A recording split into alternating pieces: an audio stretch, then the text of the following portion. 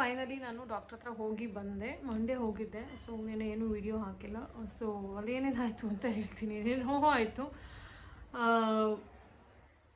Appointment ತೊಗೊಂಡಿದ್ದೆ doctor ಹತ್ರ, ಅಂದರೆ ಸ್ಟಮಕ್ ಡಾಕ್ಟ್ರ್ ಹತ್ರನೇ ಹೋಗಿದ್ದೆ. ಸೊ ಅವ್ರಿಗೆ ಹೇಳಿದೆ ನಾನು ಡೀಟೇಲ್ಸ್ ಆಗಿ ಮೊದಲೇ ನಂದು ಏನು ಹಿಸ್ಟ್ರಿ ಇದೆ ಅದೆಲ್ಲ ಹೇಳಿದೆ. ನಾನು ವೆಯ್ಟ್ ಲಾಸ್ ಜರ್ನಿನಲ್ಲಿದ್ದೀನಿ. ಸೊ ಹೆಲ್ದಿ ವೇನಲ್ಲಿ ತಿಂತೀನಿ ಮಾಡ್ತೀನಿ ಇದೆಲ್ಲನೂ ಹೇಳಿದೆ.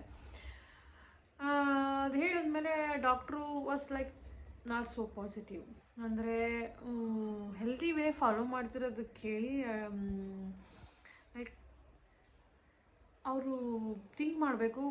But their think was like allopathy ayurvedic bifurcation ಆ ಥರ ಇತ್ತು. ನಾನು ಯಾವ ಅಲೋಪತಿ ಆಯುರ್ವೇದಿಕ್ ಏನು ಫಾಲೋ ಮಾಡ್ತಿಲ್ಲ. Normal healthy balance diet. ಅದನ್ನು ಡೀಟೇಲಾಗಿ ಕೇಳೋಕ್ಕೆ ರೆಡಿ ಇರಲಿಲ್ಲ ಆ್ಯಕ್ಚುಲಿ ಹೇಳ್ಬೇಕಂದ್ರೆ. ಡಾಕ್ಟ್ರು ಕೇಳ್ತಾಯಿದ್ರು. ಬಟ್ ಈ ವಾಸ್ ನಾಟ್ ಲೈಕ್ ಏನೋ ಮಾಡಿದ್ದಾರೆ, 40 kg ಕಳ್ಕೊಂಡಿದ್ದಾರೆ, ಈ ಥರ ಮೈಂಡ್ಸೆಟ್ ಇತ್ತು ಅವ್ರದ್ದು.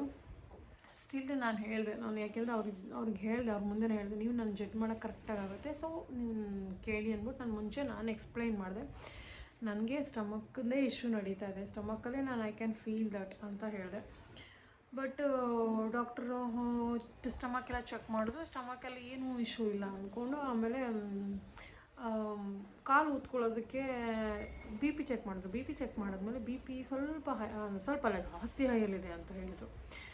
ಆವಾಗ ನನಗೆ ಶಾಕ್ ಆಯಿತು. ಯಾಕೆಂದರೆ ನನಗೆ ಯಾವತ್ತೂ ಲೈಫಲ್ಲಿ ಬಿ ಪಿನೇ ಬಂದಿಲ್ಲ. ಡೆಲಿವರಿನಲ್ಲಾಗಿರ್ಬೋದು, ಪ್ರೆಗ್ನೆನ್ಸಿಲಾಗಿರ್ಬೋದು, ಯಾವಾಗಲೂ ಬಿ ಪಿ ಬಂದಿಲ್ಲ. Even in fact last 2 weeks back ನಾನು ನಂಗೆ ಹುಷಾರಿರಲಿಲ್ಲ, ಆವಾಗೂ ನಾನು ಬಿ ಪಿ ಚೆಕ್ ಮಾಡಿಸಿದಾಗ B P was normal, everything was normal. ನಂಗೆ ಬಿ ಪಿ ಪ್ರಾಬ್ಲಮ್ಮೇ ಇಲ್ಲ. ಬಿ ಪಿ ಯಾವಾಗ ಜಾಸ್ತಿ ಆಗುತ್ತೆ. ಸೊ ಅವರು ಇಮಿಡಿಯೇಟ್ ಅವ್ರು ಹೇಳಿದ ರಿಯಾಕ್ಷನ್ ಹೆಂಗಿತ್ತು ಅಂದರೆ, ಈಗ ಡಾಕ್ಟ್ರ್ ಹತ್ರ ಇಮಿಡಿಯೇಟ್ ಹಾರ್ಟ್ ಡಾಕ್ಟ್ರ್ ಹತ್ರ ಹೋಗಬೇಕು, ನೀವು 2D ಮಾಡಿಸ್ಬೇಕು, 2D ಕೋರ್ಸ್ ಟೆಸ್ಟು, ಆಮೇಲೆ ಏನು ಹಾರ್ಟ್ ಟೆಸ್ಟ್ ಯೂಶ್ವಲಿ ಆಗುತ್ತೆ ಅದನ್ನು ಮಾಡಿಸಿ ಅಂತಂದ್ರು. ಹಂಗೆ ಹೇಳಿದ್ರೆ ಇಮಿಡಿಯೇಟ್ ಹೋಗಬೇಕು ಆ ಥರ ಇದ್ರು. ಸೊ ಈಗೆಲ್ಲ ಇಶ್ಯೂಗಳು ನಡೀತಾ, ನಿಮಗೆ ಗೊತ್ತಿದೆ, ಹಾರ್ಟ್ ಅಟ್ಯಾಕದು ತುಂಬ ಇಶ್ಯೂ ನಡೀತಾ ಇದೆ. ಸೊ ಹಂಗೆ ಹೇಳಿದಾಗ ಇಗ್ನೋರು ಮಾಡೋಂಗಿಲ್ಲ ನಾವು. ಅವರು ಕ್ರಾಸ್ ಚೆಕ್ ಒಂದು ಸಲ ಅನ್ಕೋತೀನಿ ನಾನು, ಕ್ರಾಸ್ ಚೆಕ್ ಮಾಡೋಕ್ಕೆ ಒಂದೊಂದು ಸಲ ಮಾಡಲೇಬೇಕಾಗತ್ತೆ. ಸೊ ಅವರು ಟೆಸ್ಟ್ ಹೇಳ್ತಾರೆ. ಇನ್ನೊಂದು ದೇ ಕೂಡ ಪ್ರಿಸ್ಕ್ರೈಬ್ ಮೀ ಲೈಕ್ ಸ್ಟಮಕ್ ಗ್ಯಾಸ್ಗೆ ಆ ಥರದ್ದು ಏನಾದ್ರು ಕೊಟ್ಟು ಒಂದಿನ ನೋಡಿ ಆಮೇಲೆ ನೀವು ಚೆಕ್ ಮಾಡಿ ಅಂತಲೂ ಹೇಳ್ಬೋದಾಗಿತ್ತು. ಬಟ್ ಅವ್ರು ಅದು ಡೈರೆಕ್ಟಾಗಿ ಹೇಳಿ ಆ ಥರ ಹೇಳಿದಾಗ ನಾವು ಹೆದರ್ಕೊಂಡೇ ಹೆದರ್ಕೋತೀವಿ. ಆ್ಯಸ್ ಎ ಪೇಷಂಟ್ ಆಗಿರ್ಬೋದು. ನಾನು ಯೂಶ್ವಲಿ ಹೆದರೋದಿಲ್ಲ. ನನಗೆ ಗೊತ್ತಿದೆ ನನಗೆ ಸಮಸ್ಯೆ ಎಲ್ಲಿದೆ ಅಂತ. ಸ್ಟಿಲ್ ಸಮ್ಟೈಮ್ಸ್ ಲೈಕ್ ಅವ್ರು ಹೇಳಿದ್ಮೇಲೆ ರಿಸ್ಕ್ ತೊಗೊಳಂಗಿಲ್ಲಲ್ಲ. ಸೊ ಕಾಲು ಹೊತ್ಕೊಂಡು ಬಿ ಪಿ ತುಂಬ ಆಲ್ರೆಡಿ ಬಾರ್ಡ್ರ್ ಕ್ರಾಸ್ ಆಗೋಗಿದೆ. So you have to go to ನಾವು ಚೆಕ್ ಅಂತ. ಸೊ ಅಲ್ಲಿಂದ ಅದೇ ಹಾರ್ಟ್ ಡಾಕ್ಟ್ರ್ ಹತ್ರ ಹೋದೆ.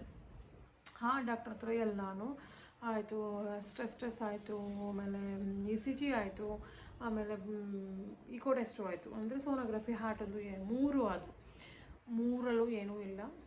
ಹಾಗೆ ಬಿ ಪಿ ವಾಸ್ ನಾರ್ಮಲ್ ಅವ್ರ ಹತ್ರ, ಹಾರ್ಟ್ ಡಾಕ್ಟ್ರ್ ಹತ್ರ. ಇಲ್ಲಿಂದ ಇಲ್ಲಿಗೆ ಬರೋಕ್ಕೆ ನಾನು ಒಂದು 15 minutes ಅಷ್ಟೇ ಡಿಫ್ರೆನ್ಸು. ಮತ್ತು ಯಾವ ಕಡೆಯಿಂದ ಬಿ ಪಿ ಜಾಸ್ತಿ ಇತ್ತು, ಇನ್ಫ್ಯಾಕ್ಟ್ ಆವಾಗ ನನಗೆ ಎಂಥವ್ರಿಗೆ ಆದರೂ ಸಡನ್ನಾಗಿ, ಯಾಕೆಂದರೆ ಹಾರ್ಟ್ ಪ್ರಾಬ್ಲಮ್ ಅಷ್ಟೊಂದು ಜಾಸ್ತಿ ಆಗಿದೆ ಎಲ್ರಿಗೂ. ನಂಗೆ ಗೊತ್ತಿದೆ ನನ್ನ ಬಾಡಿ ಏನು ಅಂತ ನಾನು ಅಂಡರ್ಸ್ಟ್ಯಾಂಡಿಂಗ್ ಮಾಡ್ಕೊಂಡಿದ್ದೀನಿ ನಾನು ಆ್ಯಕ್ಚುಲಿ ಹೇಳಬೇಕಂದ್ರೆ. ಸೊ ನಾನೇನು ಬಿಲೀವ್ ಮಾಡಿದ್ದೀನಿ ಅದೇ ಕೊನೆಗಾಗಿದ್ದು ಹೇಳಬೇಕು ಅಂತಂದರೆ. ಹಂಗಬಿಟ್ಟು ನಾನು ರಾಂಗ್ ಅಂತ ಹೇಳಲ್ಲ. But still what is happening in our body ಅನ್ನೋದು ಡಾಕ್ಟರ್ಸು ಕೂಡ ಅರ್ಥ ಮಾಡ್ಕೊಳಕ್ಕಾಗಲ್ಲ. That's why it's a mysterious. ನಾವು ಅನ್ಕೋತೀವಿ ಡಾಕ್ಟ್ರುಗಳು ಎಲ್ಲ ಅಂತ. But when they find out ಏನೋ ಒಂದು ನಮ್ಮ ಬಾಡಿನಲ್ಲಿ ಕಾಣಿಸಿದ್ರೆ ಏನೋ ಒಂದು ಆಗಿದೆ, ಅಥವಾ ಈಗ ಹಾರ್ಟಲ್ಲಿ ಏನೋ ಪ್ರಾಬ್ಲಮ್ ಇರ್ಬೋದು, ಅಥವಾ ಅವ್ರಿಗೆ ಕಾಣಿಸಿದ್ರೆ ಕಣ್ಣಲ್ಲಿ ಯಾವಾಗ ಸೋನೋಗ್ರಫಿ ಮಾಡಿದಾಗ ಅಥವಾ ಏನೋ ಇಶ್ಯೂ ಗೊತ್ತಾದಾಗ ಮಾತ್ರನೇ they treat. But when there is no problem they cannot able to find out, they cannot able to see ಏನೂ ಚೇಂಜಸ್ ನಿಮ್ಮ ಬಾಡಿನಲ್ಲಿಲ್ಲ. ನನ್ನ ಹಾರ್ಟಲ್ಲಿ ಯಾವುದ್ರಲ್ಲೂ ಈಗ ಸ್ಟ್ರೆಸ್ ಮಾಡಿದಾಗಲೂ ಆಗಿರ್ಬೋದು, ಅಥವಾ ಈಗ ಟುಡಿಕೋ ಮಾಡಿದಾಗಲೇ ಆಗಿರ್ಬೋದು, ಯಾವುದೇ ಸಿಮ್ಟಮ್ಸ್ ಆಗಲಿ ಅಥವಾ ಯಾವುದೇ ಒಂದು ಇದಾಗಲಿ ಕಾಣಿಸಿಲ್ಲ ಅಂದಾಗ ದೇ ಕೆನಾಟ್ ಅಲ್ವಾ. ಸೊ ನನಗೆ ಈ ಒಂದು ಥಾಟ್ ಮೊದಲಿಂದನೂ ಇದೆ. ಯಾರೂ ಹೇಳೋಕ್ಕೆ ಸಾಧ್ಯ ಇಲ್ಲ ಏನಾಗುತ್ತೆ ಮುಂದೆ, ಅಥವಾ ನಮ್ಗೆ ಯಾವಾಗ ಸಾಯ್ಬೋದು, ಅಥವಾ ಏನು ಕಾಯಿಲೆ ಬರ್ಬೋದು, ಬರ್ದೇ ಇರ್ಬೋದು. ಅದನ್ನು ಹೇಳೋಕ್ಕೆ ಯಾರು ಕೇಳೋ ಸಾಧ್ಯ ಇದೆ. ಇಟ್ ಈಸ್ ಆಲ್ ದೇವ್ರು ಮಾಡಿರೋವಂಥದ್ದು.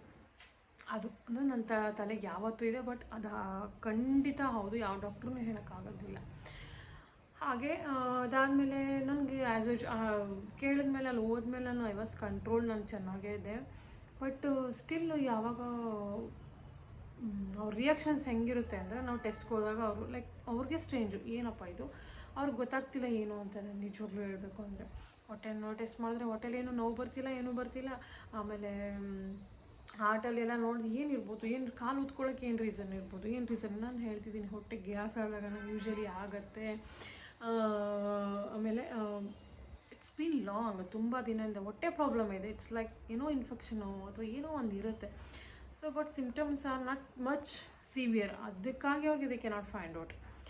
ಸೊ ಅಲ್ಲಿ ಹೋದ್ಮೇಲೆ as usual as a mother ಆಗಿ ಇದಕ್ಕೆ ಆಗೋತ್ತರ ನಾನು ಏನಾರು ಆಗೋತ್ತರ ನನ್ನ ಅದೇ ಥಿಂಗ್ ಬರುತ್ತೆ ಸಡನ್ನಾಗಿ ಏನಾರು ಅಂತ ಹೇಳಿದ್ರೆ ನನ್ನಂತೂ ಸ್ವಲ್ಪ ಅತ್ತೆ ನಾನು ಅಷ್ಟೇ ಕಂಟ್ರೋಲ್ ಆಗಲ್ಲ ಆ ಟೈಮಲ್ಲಿ. ಯಾವಾಗ ಸೋನೋಗ್ರಫಿ ಗೊತ್ತಾಗ ನಂಗೆ ಸ್ವಲ್ಪ ಭಯ ಆಯಿತು. ಏನಪ್ಪ ಇದು ಹೊಸದು, ಇಷ್ಟೊಂದೆಲ್ಲ ನಾನು ಬಿಲೀವ್ ಮಾಡಿದ್ದೀನಿ. I trusted in nature, trust ಮಾಡಿದ್ದೀನಿ, ಒಳ್ಳೆ ಹೆಲ್ತ್ ಲೈಫ್ ಸ್ಟೈಲ್ ಫಾಲೋ ಮಾಡ್ತಾಯಿದ್ದೀನಿ. ಇಷ್ಟೆಲ್ಲ ಮಾಡಿ 40 ಕಿಲೋ ಕಮ್ಮಿ ಮಾಡಿಕೊಂಡು ನಾನು ಈಗ ಕೂತಿದ್ದೀನಿ. ಇಂಥ ಟೈಮಲ್ಲಿ ಈ ಒಂದು ಪ್ರಾಬ್ಲಮ್ ಯಾಕೆ, ವೈ ಮೀ ಅನ್ನಂಗೆ ಆಗ್ತಾಯಿತ್ತು. ಬಟ್ ಸ್ಟಿಲ್ ಒಳಗಡೆ ಇಂಟರ್ನಲ್ ಮನಸ್ಸು ಏನಿರುತ್ತೆ, ಒಳ ಮನಸ್ಸು, ಅದು ಮಾತ್ರ ಓಕೆ ವಿಲ್ ಬಿ ಓಕೆ ಅಂತಲೇ ಇತ್ತು. ಬಟ್ ಸ್ಟಿಲ್ ಆ ಮೂಮೆಂಟಿಗೆ ಸ್ವಲ್ಪ ಭಯ ಆಯಿತು.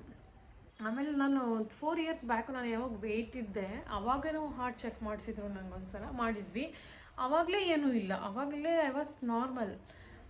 ಎಷ್ಟೆಲ್ಲ ಮಾಡಿದ್ಮೇಲೆ ಹಿಂಗೆ ಆಗುತ್ತಾ. ಆಮೇಲೆ ಎಲ್ಲ ಥರ ಯೋಚನೆಗಳು ಬರ್ತಲ್ಲ, 126 ಯೋಚನೆಗಳು ಬರ್ತವೆ.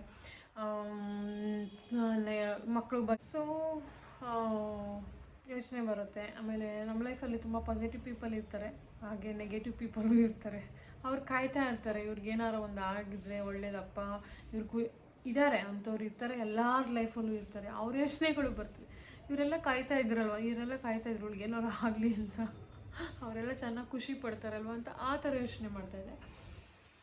ಬಟ್ ಓಕೆ, ಬಟ್ ಅಲ್ಲೇ ಸಂಟಿಲ್ ನಾನು ಒಂದೇ ಒಂದು ನಾವು ಪಾಸಿಟಿವ್ ಆಗಿರಬೇಕು, ನಾವು ವೆರಿ ವೆರಿ ಇಂಪಾರ್ಟೆಂಟು. ಖುಷಿಯಾಗಿರಬೇಕು, ಏನೇ ಬಂದರೂ ಮಾಡ್ಕೊಂಡು ಹೋಗಬೇಕು, ಸಾಲ್ವ್ ಮಾಡ್ಕೊಂಡು ಅನ್ನೋದು ಇರಬೇಕು. ಬಟ್ ಸ್ಟಿಲ್ ಮಕ್ಕಳು ಅನ್ನೋ ವಿಷಯದಲ್ಲಿ ನಾನು ಭಾಳ ಎಮೋಷನ್ ಆಗಿ ಹೋಗ್ತೀನಿ. ಸೊ ಯಾರು ಅವ್ರಿಗೇನೋ ಕ್ವಶನ್ ಮಾರ್ಕ್ ಬಂದ್ಬಿಡುತ್ತೆ. ಬಟ್ ಅದಾದಮೇಲೆ ಏನೂ ಇಲ್ಲ, ನಾರ್ಮಲ್ ಇದೆ ಅಂತ ಹೇಳಿದ್ರು. ಆಮೇಲೆ ಸ್ಟಿಲ್ ಅವರು ನಂದು ಥೈರಾಯ್ಡ್ ಟೆಸ್ಟ್ ಎಲ್ಲ 2 ಮಂತ್ಸ್ ಬ್ಯಾಕ್ ನಂದು ಎಲ್ಲ ಫುಲ್ಲು ಲಿಪಿಡ್ ಪ್ರೊಫೈಲ್ ಆಗೋಗಿದೆ ನಂದು. ಸ್ಟಿಲ್ ಅವ್ರೀಗ ಥೈರಾಯ್ಡು ಅದು 2 ಬರ್ಕೊಟ್ಟಿದ್ದಾರೆ. ಅದು ಗೊತ್ತು ನನಗೆ, ದುಡ್ಡು ವೇಸ್ಟು, ಅದನ್ನು ಹೇಗೇನು ಚೆಕ್ ಮಾಡಿಸಿದ್ರು ಅದು ವೇಸ್ಟ್ ಆಗುತ್ತೆ. ಯಾಕೆಂದರೆ I am eating very well, ನಿಮಗೆಲ್ಲ ಗೊತ್ತಿದೆ.